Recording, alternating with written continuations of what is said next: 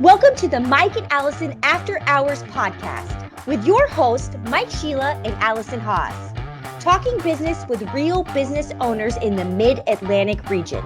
Today's episode is sponsored by Advantage Industries. When you need business technology, get Advantage Industries to protect and promote your business. To learn more, go to www.getadvantage.com and schedule your first meeting to see if you qualify for a free network scan. Hello, everybody, and welcome to Mike and Alison After Hours. I am your host, mshelah, and with me today is the always pontificating and often powerful Alison Haas. Alison, how the heck are you today? I am feeling powerful this morning. Thank you, Mike. Good morning. How are you? I am doing very well. It is a happy Tuesday as we are recording this session. And for those of you that are watching the video version, you're seeing a couple of new, interesting, fun things that we're doing. We're on a new platform. Alison and I are very excited about this. It was one of those ready, fire, aim things. I went and did it, told Alison we were doing it. She's like, all right, I'm just going to hang on for the ride. So we had a fantastic guest last episode, Rod Bourne, HR professional, talking about his new book, Downset Lead. If you didn't get a chance to check that episode out yet, please do so. We think you're going to really enjoy it. And today we've got just a super cool human being, Seth Price. He is an attorney by trade. He became an SEO and marketing expert with BluShark Digital, and we're going to talk about both of those and the evolution.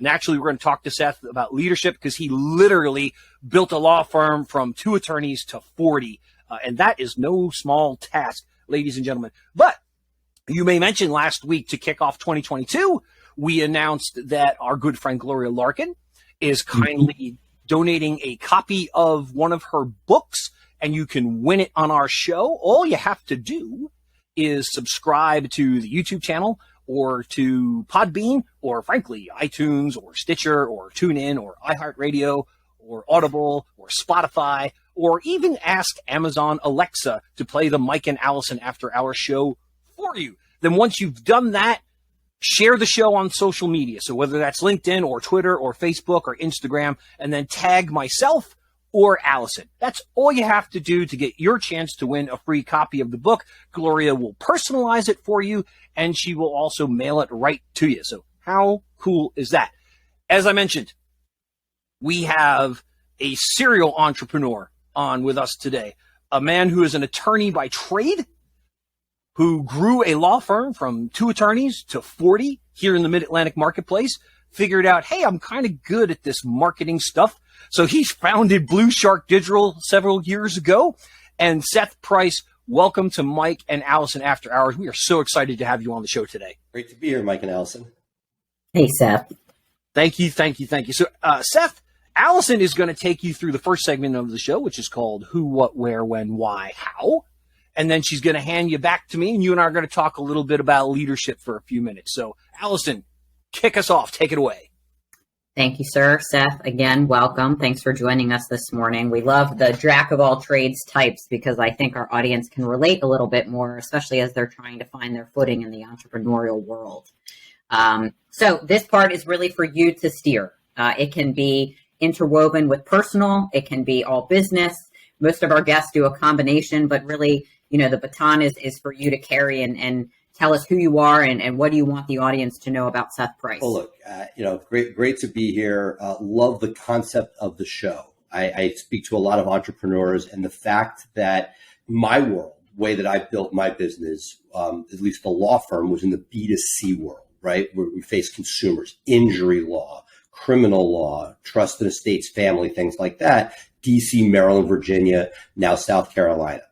And, in the pre-show, I was talking to Mike, and he was like, SEO is great, but you can't build a business on it. I'm like, well, actually, we did. That's how we got. Like, you can't just, again, there are law firms that scale, and they bring a lot of partners in, but we really scaled a law firm leveraging digital so heavily that it allowed us. And in the consumer-facing world, the internet is everything. I mean, that's how it's the old yellow pages now.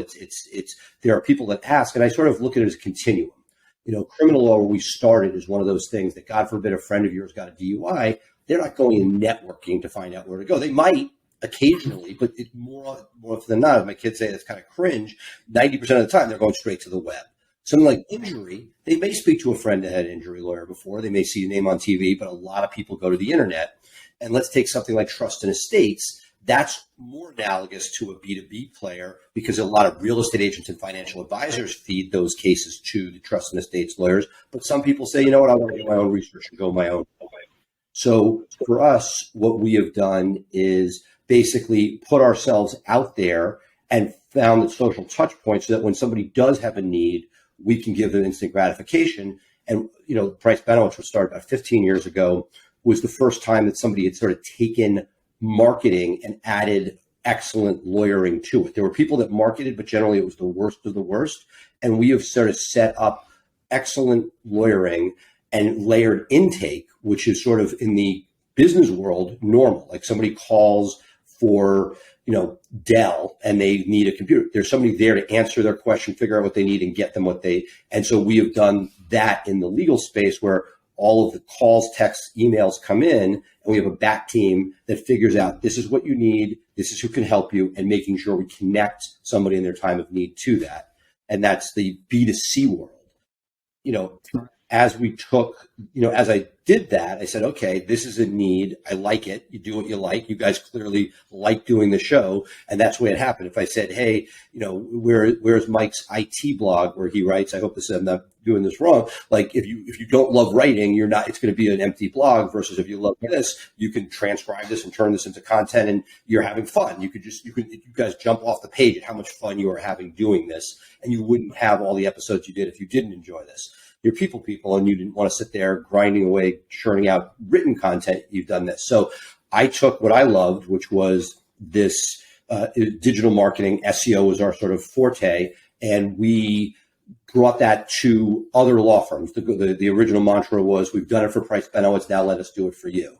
And piece by piece over the last 7-8 years, we now have 250 law firms and certain players in the medical space, the elective medical space, where we can replicate the fundamentals of high quality digital marketing. SEO is 4 things. It's easy to say. It's high quality content. It's authoritative links. It's a well-coded site and a local strategy. Your Google My Business, which used to be Google My Business, keep changing the names on us. So we have basically said, okay, for people that want to hit the public, we now have to be, BluShark is a B2B player because all the people that we are selling to are other businesses. And, that's, for each of the industries you're in, whether it's IT or HR, I think there are great analogies there in the sense that, many people are going to find their IT person or IT company through networking because,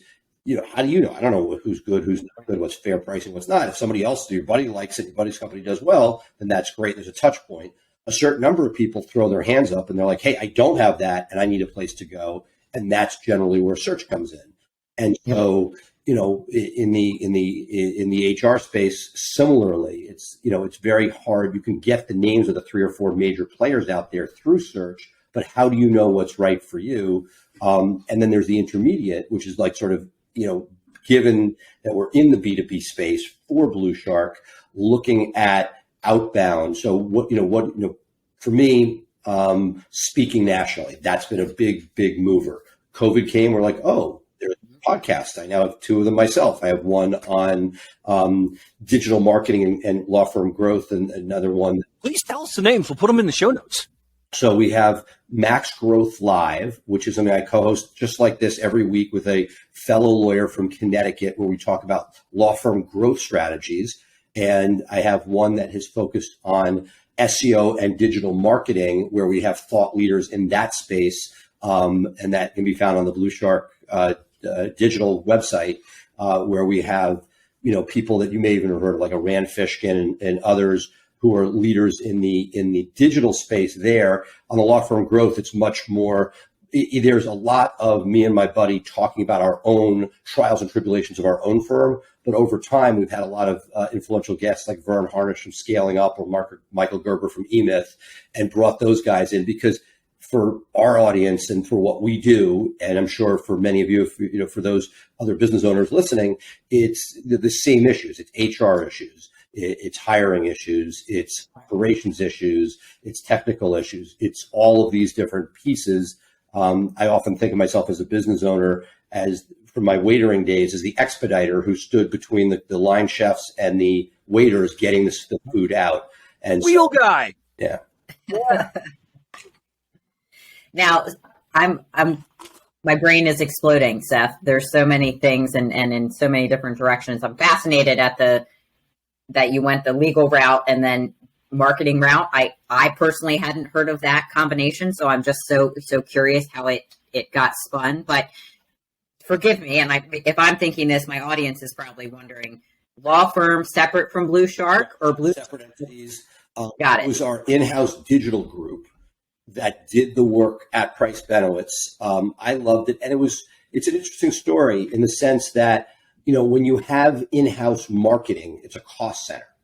Mm-hmm. And you don't my story had been for the first 8 years of the law firm, I had a guy, or in one case, a woman, who would be my assistant. I build it out, and we built some websites and optimized, and that sort of story. We built a website, it worked, hired another lawyer, built another website, hired another lawyer, and built things out that way. And that I realized that I kept losing my person every 2 years before the Great Resignation. Not to go to competitors, but one guy decided to be a sports agent, another went to government contracts, and I couldn't keep the talent in-house. And it was really frustrating. Every time you lost somebody, started with an entry-level salary, and there were $5,000 and $10,000 raises, and somebody would come on and offer them $20 to become a consultant somewhere. I'm like, ugh. So I realized that for sustainability of the law firm, which is I wanted that consistency there, the only way to do that was to be able to pay people real money and keep that team. And part of that was scale. So almost like a cooperative, if the work could be done, if we could afford to keep and maintain, and my partner in BluShark was I started as a law firm intern, and then he was a marketing assistant and then ran marketing. And so David Brenton runs that shop day to day. He hits culture at a level I could never dream of. He sort of plugged those holes that would be, for me, somebody does something really stupid. I'm like, WTF. You're stupid. I'm direct from New York. I'm like, what? Like, you can't. People can and do lose money. It doesn't work. It's bad. Not that it was great before, but I used to be able to, if there was a problem, take somebody to Starbucks, figure it out. It's now I open my mouth and say the sky is blue. I feel like their father's yelling at them. And so I'm just, I've taken a stack B, tried to move more into the visionary role, but going back to spinning it out, the idea was, we were able to take the talent, keep and maintain. And in each of the divisions I mentioned, whether it be content or links or paid search, we didn't even talk about that. We're able to keep and maintain people at six figures that we wouldn't have been able to do as an in-house, potentially. And then they keep, maintain, and train the people under their pyramid or silo. And we've been able to scale very nicely that way. Price Benowitz is a client of BluShark's, and that's been the story for our growth. Amazing. And before I turn you over to Mike, because I know he's going to just roll out the red carpet on the leadership piece. I know you in the beginning, you said DMV into the Carolinas. So is that still where you are? Do you have multiple locations? Right. Are people hybrid, remote, in office? What does that look like? We have a main office downtown DC, which has several floors. We have satellite offices throughout Maryland, throughout Virginia, and throughout South Carolina. It started because we have all these lawyers, and we wanted to be near the people who needed help. At the same time, it's also a win for Google, where Google wants to see, and there was a recent, very significant local algorithm update. There are a lot of updates, but the local change recently. If you want pizza and you type in pizza near me, Google essentially in this recent algorithm update has eliminated the ability. You don't have to type near me anymore. Everything's near me, good and bad.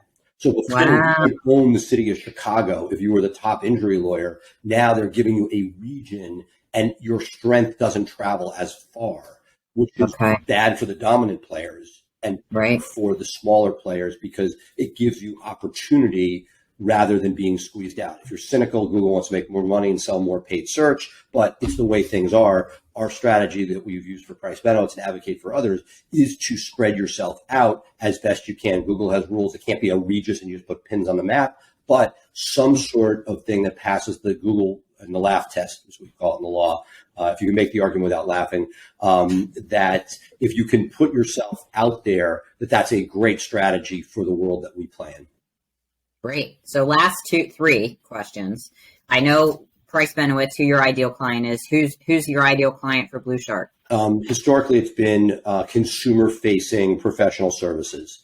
Okay. Primarily lawyers. We have a number of doctors, primarily elective medicine, a few home services, but people where local search is there. That's what they need. We're really good at local search, and the money in the lawyers get it. In the sense that it's not for me, I never want to have to sell, should you do SEO? It's more, are we the right place for you? We're on the elite list of 2 or 3 people that know what we're doing, aren't going to rip you off, are going to be able to solve your problem. The question is do you want to build an asset that's not paid search? It's not a B2B. It's not it's not social. We're not, it's basically, do you want to build that digital website asset that will pay dividends over time? And when the answer is yes, we can explain why we are the preeminent player for that. Great. And for our guests listening and for the show notes, how do we get in touch with you? We are, the website is BluShark Digital, BLU, no E, sharkdigital.com. And I'm Seth at BluShark Digital. And I'm happy to provide my cell phone. Please, whatever you're comfortable with. Absolutely. And it's, we can put it in the show notes, but 347-661-9999. You think you give out this personal information, the flip phones are going to flood. It is unbelievable how little, I love talking about it. So even if somebody doesn't want to buy anything, I'm sure you guys are similar in your own verticals. You talk about this stuff all day long, and much of it is consultative. Again, talking about if somebody comes to me and they're a B2B player in the legal space, I'm like, okay, have you created a podcast where you're bringing on the 20 people that could make you money? Have you joined the right club or gotten season tickets where you can bring somebody and spend 3 hours? Figure it. If you've done all that, great. But that should be a fundamental first in the B2B space. And search is something. And also, what is your, how many ideal clients do you have? If there are only 100 in the DMV, why are you bothering with search? Each guy should get a freaking dozen Georgetown cupcakes. That's our corporate gift on their desk. Who's going to not take your call after they get it? That's $30 times 100. Boom, your marketing is half done. You're basically have a list. And that's a bingo moment. I love it. If there's 10,000, if every mom and pop is a potential client in the IT space, yeah, there's going to be, search is something that could be layered on. And then the question is, will search get you to the higher end clients that have better margins for you versus are they just going to bring the lower dollar ones that are more annoying and you want to phase out? And that's a further discussion. But everything that I do and sort of how we set it up is a consultative sale to figure out what you need, what assets you have, what the competition is, and then putting something together that allows me to navigate that. Perfect. Seth, thank you. What an interesting conversation I'm sure we're about to continue having. Mike, it's your turn. Seth, I just have to say, I think you're my spirit animal.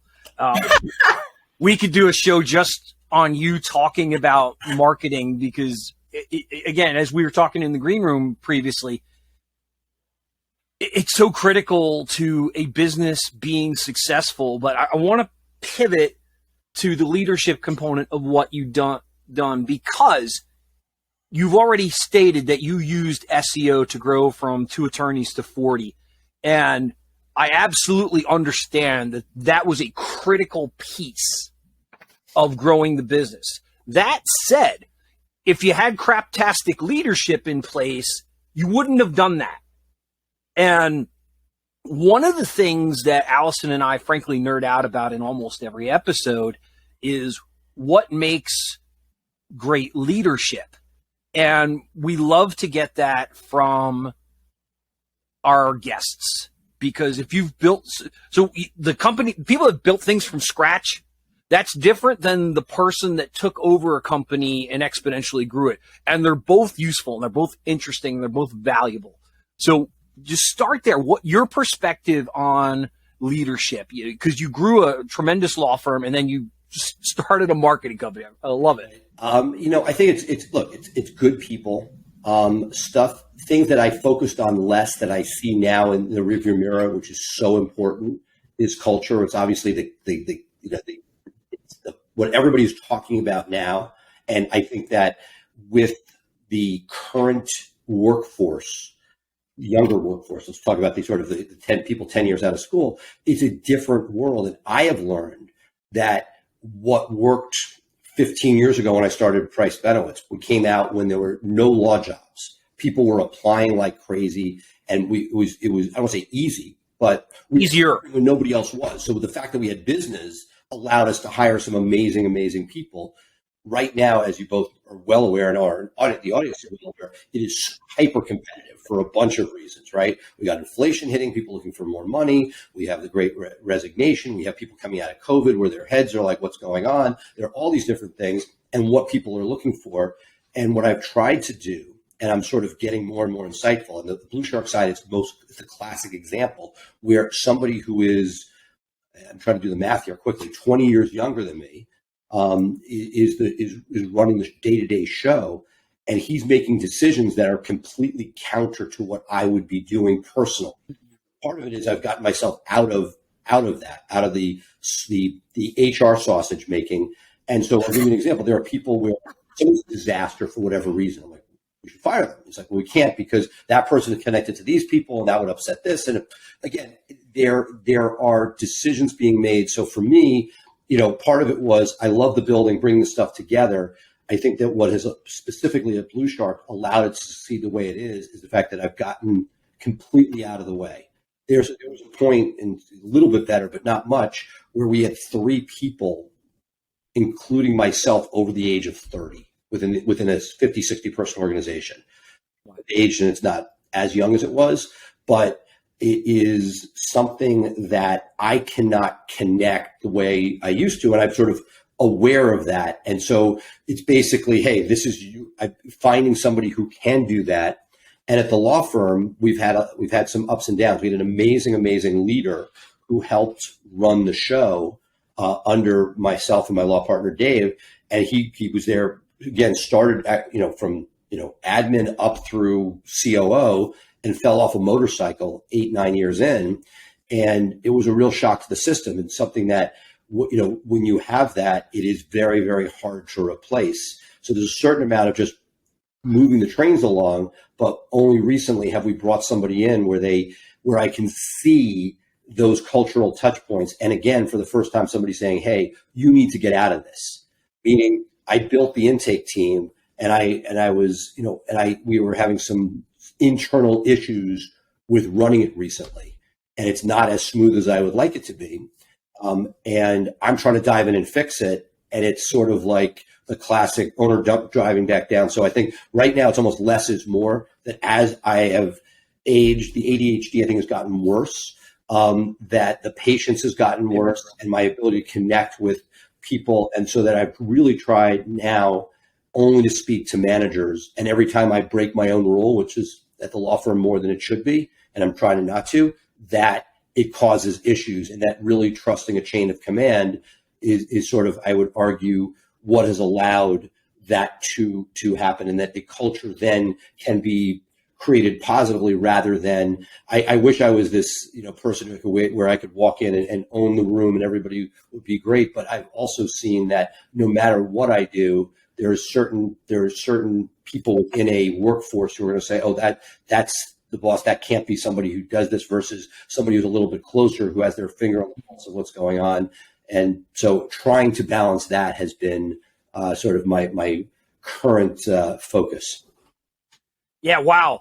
Okay. So I'm going to forget to drill into some of the great stuff you just said there, but I'll do my best to run through them because I want to get a little more. So you touched on in the very beginning, something that at my company we call GWC, and I forget which book that's from. I think it might be from the EOS model and traction, but I might be.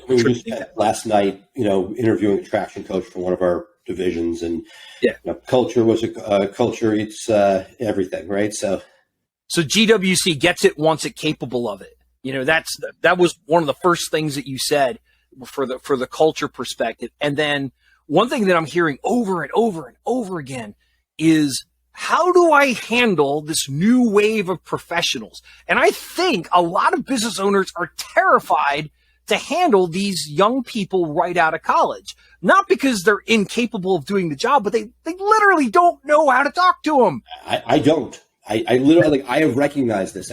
My kids clearly make fun of me, right? Like they're like teenagers. I have a 20-year-old daughter, so I am right. But I get it, right? I have one younger daughter. We went back for a daughter later, and she calls it cringe. That's her term. So I am trying I think I'm still 23 years old, and I can go. That's not. But the moment I open my mouth or walk in, I have a hat on now, but you see a receding hairline, and you become dad. It's not the same.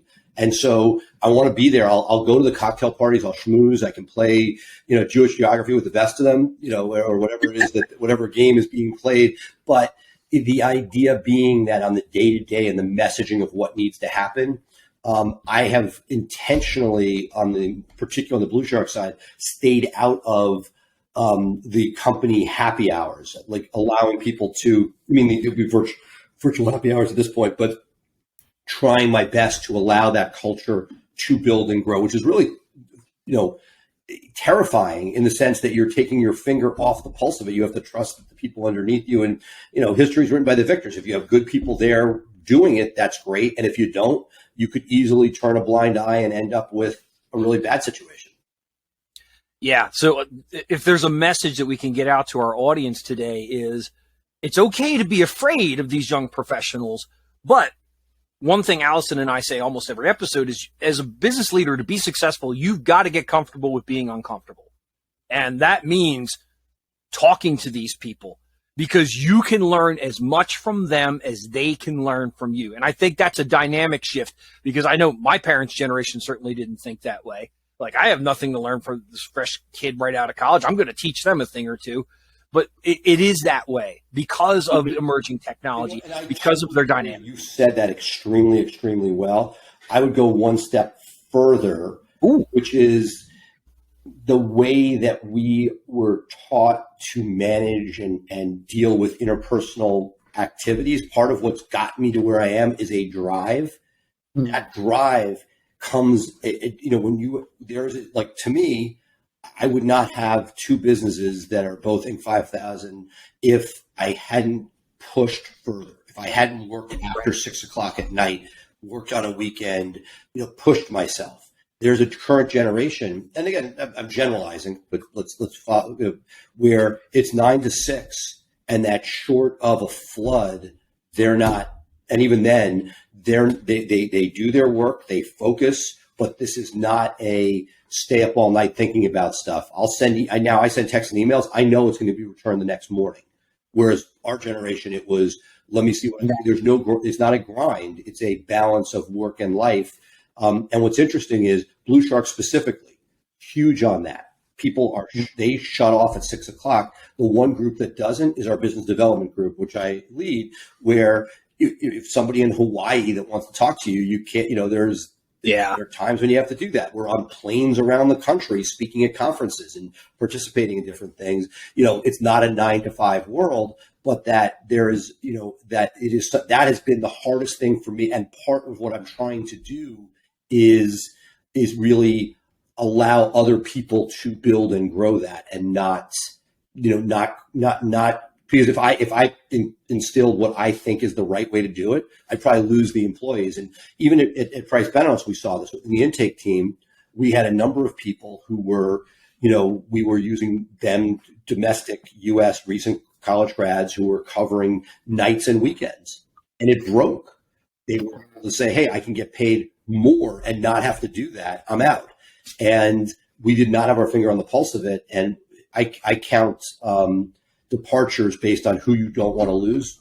Hopefully most of the people leaving are people that you're good with. Occasionally they're not. We had a number in a row, like 3, 4, where these were good people. We would be happy to have kept, and that they were leaving because we weren't readjusting money in the market, but more importantly, we were sort of not listening to the idea. They really wanted to work that 9 to 5, 9 to 6, and they weren't looking for nights or weekends. That was something that, to me, my first job out of college before law school, it was with, overtime. I worked more overtime than regular. I was working. Same here. I typically work 60 hours a week. Up late talking. That mentality is not generally there. Again, and those that have it, we embrace and we pay and we cultivate, but that is not something that I am seeing the same way, and that there's a different desire and wish.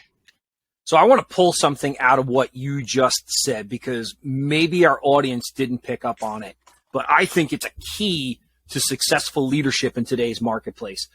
You have a strong sense of humility around what it takes to be a leader. You very openly and candidly just announced that you made mistakes, that you misjudged things, and that you were willing to look at that and say, that's on me. I didn't see this. I didn't process this. And again, I think that's a generational thing, because there are so many blinders. We were taught as little kids, well, the boss knows best. And early on in my career, I would say to people all the time, you know what, just because your job title puts you above me doesn't mean that I respect you. It means that you have a job title above me. I have to see you do things that will make me respect you. And on a number of times, my immediate manager would pull me aside and go, Mike, you can't say shit like that. I'm like, well, too bad, because that's how I feel. You're always going to know where you stand with me. I'm never going to kiss the ring unless the ring has earned the right to be kissed. And I think there's a lot of that. And again, that's a paradigm shift in leadership today. So for our audience, if you didn't get that from Seth, that's powerful. That really is, because that's going to catalyze your success, not just in 2022, but going forward. So Seth, one last leadership nugget that it's guest choice. I'll let you pull that out of your deck of cards. Oh, wow. What would you like to share that really resonates with you? I think, what I have focused on, and this is as I've elevated, is allowing my team to do their job. Easier said than done. Bingo moment. I've done a better job with a recent ops head at the law firm came to me the other day and said, you have to get out of something and allow it. Again, it's the uncomfortable, but on two levels. One, you're paying them, let them do their job. Something we always talk about at BluShark is if you're doing it yourself, you don't have a job. You have a job, not a business. And so the idea is allowing that team to go, even if it's not, and this is the most painful part, even if it's not done as well as if you did it yourself, even if they make a mistake, disaster, obviously you got to jump in, obviously I think you do, but the idea being that if you allow the people that are good to then manage below and don't get in their way, it will, again, I'm saying this almost as part of a 10-step program, 12-step program, in that I have to say it enough so that I then go back and actually do this myself at work. But that has been the piece that I have sort of focused on, especially as Aspire, because I wouldn't be able to touch all these different areas had I not sort of allowed these different people to run things. It's tough. It's a longer conversation, because what happens if those managers aren't doing exactly what needs to be done? And that's a whole nother question. But the damage you can do, especially as you're significantly older and different than the employees, you don't want to get to the point where I think a lot of myself, but they may not. And how can you get the positive from that down? Here's somebody who's on these podcasts, who's speaking, who's part of this larger community, and allow them, to do their job and be coached, even if it's not perfect. If interfering too much with that sausage making from the top can be pretty detrimental. Seth Price, nothing short of brilliant, founder of BluShark Digital. Thank you so much for being on Mike and Alison After Hours. We loved talking. Yeah, thank you, Seth. It was a pleasure. Bye-bye. Bye-bye. Sausage making. Yeah. Brilliant. Absolutely exceptional. Absolutely brilliant. I have been so pleased with our guests. It feels like we build momentum every episode. I didn't know what to expect. I said it earlier. He's my spirit animal. You two crack me up. It's I appreciate one, his unorthodox business, right? I mean, that combination, I'd never heard of, frankly. And I just think it's so smart, but also, allowing people to do their work, right? The dignity, giving them the dignity of owning their position. And okay, maybe it's not as good as you could do it, but that doesn't mean it won't be at some point. And I love what he said about if you're doing it, it's a job and not a business. And I think take-home message for our leaders, if you're doing everything, you just have a job. You have multiple jobs. You're not running a business. Yeah. So here at Advantage Industries, we took a very brave step forward this week. So our president, Keith, who I talk about all the time, again, brilliant mind, accountant by trade, arguably one of the smartest people I've ever met. He's always had his hands involved in every aspect of the business. So yesterday, he started halftime in Florida. So for the entire month, he is only working mornings. He shuts off at 1:00, and he spends the afternoon with his wife, who recently retired. Wow. I love that. They're living in Florida for the month. So this is a big experiment for him because he recognizes, I have trouble stepping back. I have trouble letting go. I've got to let my team work. And yeah, they're going to make mistakes. They're going to do things that I don't like. But that's how you grow a business. Yeah. Yeah. And it was interesting to listen to Seth and talk about the old generational mindset of work more, longer, constantly, right? And I do appreciate that. I had my own business and I certainly was in that club, right? I did not shut off. You sent an email, a text, a call. As long as I was awake, you got a pretty immediate response, right? That is not Alison today, right? Like I rolled in here late. Yep. And my phone is upstairs where it's going to stay. I haven't checked my emails yet. By all means, I'm super responsive and responsible, but within a window. And it's personal. But we had our annual sales convention last week and we interviewed some of our clients. And one of them has transitioned to a 4-day work week. Mm-hmm. And they have like time blocks where it's like 2 hours of quiet time a day where they're doing their thing and their productivity has shot through the roof. Their retention has shot through the roof. And it's just, for me, it's working smarter, not harder. My phone's upstairs because I am a huge multitasker, which just means I do more poorly instead of less better. So single tasking is kind of in my primary focus right now. And it just allows me to be more intentional and present in what I'm doing. Right. And that is new for me as well. So I really applaud his ability to shift and recognize what he's good at and what he's not. And, the fact that he recognizes he can't relate and talk to this 20-year younger person, it's like, I don't know what you're saying. I have no idea what the words that are coming out of your mouth. And there's so much power in just the admission of that. But he's also okay to try. And I think that's a key. So, I've had the good fortune to speak to many college students over the last few years. And I may have told the story once, but I was speaking at Towson University a few years ago. And I said, I graduated from UMBC in 1995. And one of the students said, that's the year I was born. Oh my God.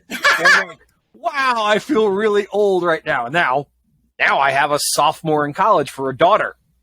Yep. So that just compounds it. But just because you're not familiar doesn't mean you can't learn to communicate. And great leadership is great communication. I study on the subject all the time. Alison and I were swapping book ideas back and forth just the other day. What are you reading? What are you reading? And I don't care about that one. All right, well, this one's really digging on me. But the idea is to feed your mind. And I had gotten away from reading for learning. Was doing much more reading for entertainment. And there's nothing wrong with that. That's also mental health, self-care, which we talk about a lot, which Again, the last generation did not. Right. I don't care how much pain you're in. Get up, go to work, do your job, go home and cry, or go home and drink, or go home and do drugs, or, abuse your family if that's how you're going to deal with it. And, I think a lot of people just generationally did that and didn't take that step back to say, you know what? I need some me time. And I know you're excellent at that. I've, as you mentioned, I've sent you texts and emails and you're like, I'm not working right now. I'm communicating with nature. Leave me the hell alone. and so I've gotten much better at respecting those boundaries. And if I send you a text during those times now, I say, hey, I know you're not going to read this. I just didn't want to forget. Yep. And for in that, thank you. But also I've taught you how to treat me, right? I've taught you what my boundaries are by acting them out and respecting them myself, right? And I think that, that personal piece is we teach others how to treat us. And so as leaders, we teach our employees how to be led, and vice versa, right? And so there is definitely a shift. And he was such a great, on January 25th, getting into the new year and a new way of doing business and of working, right? Things are changing and have changed. And I really think he was an exceptional guest to bring that point home today. Yeah. And pulling out of what you just said, just because somebody does something different doesn't make it wrong. It makes it different. Now, there's always room for improvement. Yep. We can always look at ourselves and look at others with a constructive eye and say, how can I be better at this? Yes. And it's a scale. It's not, I'm doing this right or I'm doing this wrong. It's a 100-point scale. Maybe you're 90% right. That's great. Trying to get to 100% right is going to drive you nuts. So I mentioned to you, Alison, I'm reading this book called The Confidence Code. Interestingly, was written for women to help build their confidence. And I didn't know that when I ordered it. I found that out after I got it. But I'm working with a friend of mine who's a female who wanted to read it. And I find the book fascinating because I can relate to almost everything they're talking about in the book. I'm like, okay, so it's not so much that women deal with confidence differently. It's more the intensity with which they deal with it. And again, that's a generalization, but when I'm reading that book, I have yet to read something that I didn't feel applied to me. So again, if we're looking at, am I confident or am I not confident? It's not a yes or no question. It's a scale. Yeah. I'm probably more confident than the average guy, and I'm probably more confident than the average woman. But that doesn't mean that we aren't having shared experiences. And that's great leadership when you can say, we have shared experiences. That's the point. And I think when you introduced Seth and said, this is a great human being, at the end of the day, take home notes for all listening. This is just humans talking to humans, right? And then we put labels on ourselves: HR, IT, sales, professional, business owner, leader. But we're all just human having a human experiences with different boxes and labels on us. And I think that's, for me, been the take home as I continue to elevate as a professional, which is my hope and my aim. I want to constantly be getting better in my writing, in my emailing, in my poise, in my tact or lack of, right? And I just want to keep getting better. And it just translates to all areas of my life. And I think Seth was a great example of that today, and just continuing to evolve and wanting to. And because he's admitted, right, the humility aspect, he can do that. Yeah, so for our listening and viewing audience, we hope you enjoyed this episode as much as we did. Alison says all the time how this gets her mindset right when we record. And today was just downright cathartic. I mean, it resonated so powerfully with me. Thank you for being my wonderful co-host yet again today. And everyone, for Alison Haas, I am Mike Shelah. Thank you for listening to Mike and Alison After Hours. And remember, people helping people. It's powerful stuff. Thank you for joining Mike and Alison After Hours. Tune in next time for another great business owner sharing valuable industry ideas. Want to be a guest on our show? Contact us at answers@getadvantage.com.